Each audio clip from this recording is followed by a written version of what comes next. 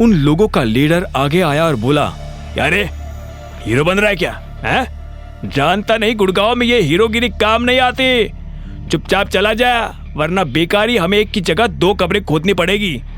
अभिनव ने इस बात का कोई जवाब नहीं दिया। वो बस उन लोगों की तरफ देख रहा था और उनकी गिनती कर रहा था। इतने में उसने एक लड़के से कहा, भाई जरा पीछे हो ना।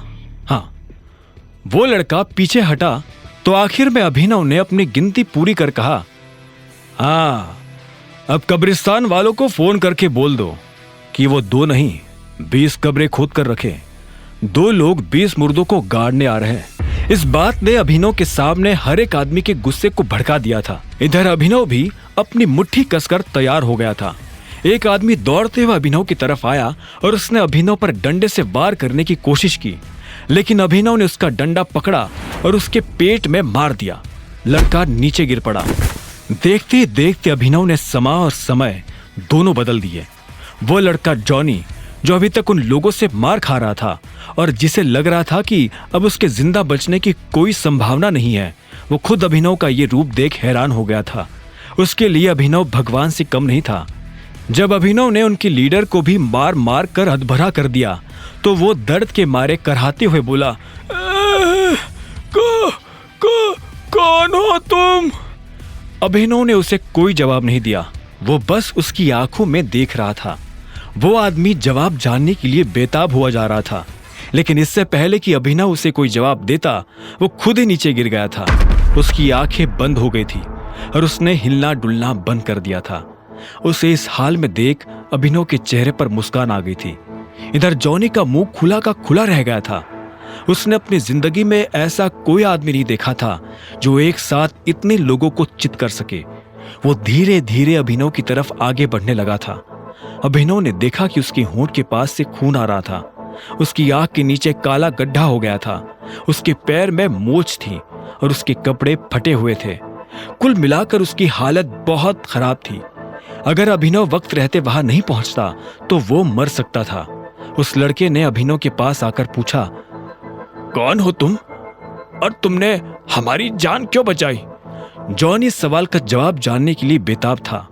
उसके दोस्त वही सड़क पर बेहोशी की हालत में पड़े थे।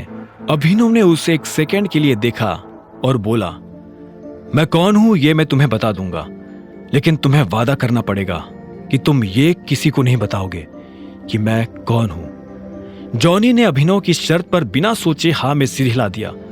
अभिनव ने उसकी जान बचाई थी। वो अभिनव के लिए अपने दिल में इतना छोटा सा राज तो रख ही सकता था। अभिनव उसके पास आया और उसे अपना कान पास लाने का इशारा किया। जॉनी अब अपना कान पास लेकर आया। अभिनव धीरे से उसके कान के पास झुका और बोला, मैं टाइगर हूं। और इतना कहकर वो 2 कदम पीछे हो गया। जॉनी ने जब ये बात सुनी तो उसकी आंखें फटी की फटी रह गई थी। वो बिना पलक झपकाए अभिनव को देख रहा था। कुछ देर के बाद अभिनव हरदेव पाल सिंह के घर आ गया था। इतने सारे लोगों को मारने के बाद अभिनव के हाथ पैरों में बहुत दर्द हो रहा था।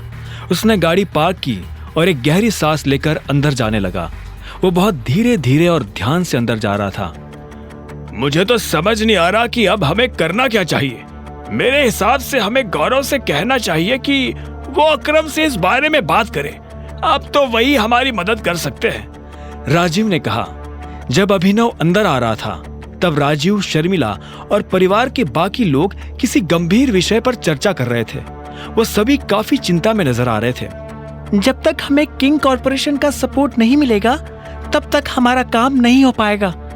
मुझे लगता है हमें फॉक्स ग्रीन होल्डिंग से सपोर्ट लेना चाहिए। शर्मिला ने भी अपनी तरफ से सुझाव देते हुए कहा, मम्मा आप कैसी बातें कर रही हो? ये दोनों कंपनी टाइगर चलाता है और हम जैसे लोग टाइगर से सीधा जाकर नहीं मिल सकते हैं। आज तक जब उसे किसी ने देखा ही नहीं तो हम कैसे उससे मिल पाएंगे? अनन्या ने कहा। यह सुनकर शर्मिला बोली, शायद चिराग इस काम में हमारी मदद कर सकता है। मैं काम करती हूँ, तुम्हारी और चिराग की शादी फिक्स करवा देती हूँ। वैसे भी इस अभिनव ने हमें दिया क्या है? ठीक इसी वक्त अभिनव घर के अंदर दाखिल हो गया। उसे पूरी बात तो समझ नहीं आ रही थी, लेकिन जितना उसने सुना उसे सुनकर उसे लगा कि अनन्या की कंपनी किसी बड़ी मुसीबत में फंसी हुई थी। हेलो, नमस्ते, अभिनव ने अपने चेहरे पर मुस्कान लाते हुए कहा। वो भले ही कितना भी थका हुआ था, लेकिन वो इन लोगों को पता नहीं चलने देना चाहता था कि वो क्या करके आया है। जैसे ही अभिनव ने चहकते हुए नमस्ते किया तो शर्मिला, अनन्या और राजीव उसे देखने लगे। उनकी आंखों में एक अजीब सा गुस्सा था। अभिनव उनकी आंखें देख हैरान हो गया। अभिनव को यह तो नहीं लग रहा था कि वो लोग मुस्कुराते हुए उसका स्वागत करेंगे, लेकिन आज जिस तरह का गुस्सा उनकी आंखों में नजर आ रहा था, उसे देखकर अभिनव को कुछ अजीब लग रहा था। आगे की कहानी जानने के लिए देखें अगला एपिसोड सिर्फ पॉकेट एफएम के यूट्यूब चैनल पर, और द रिटर्न ऑफ टाइगर के सारे एपिसोड्स को सुनने के लिए डिस्क्रिप्शन में दी लिंक से डाउनलोड करें पॉकेट एफएम ऐप।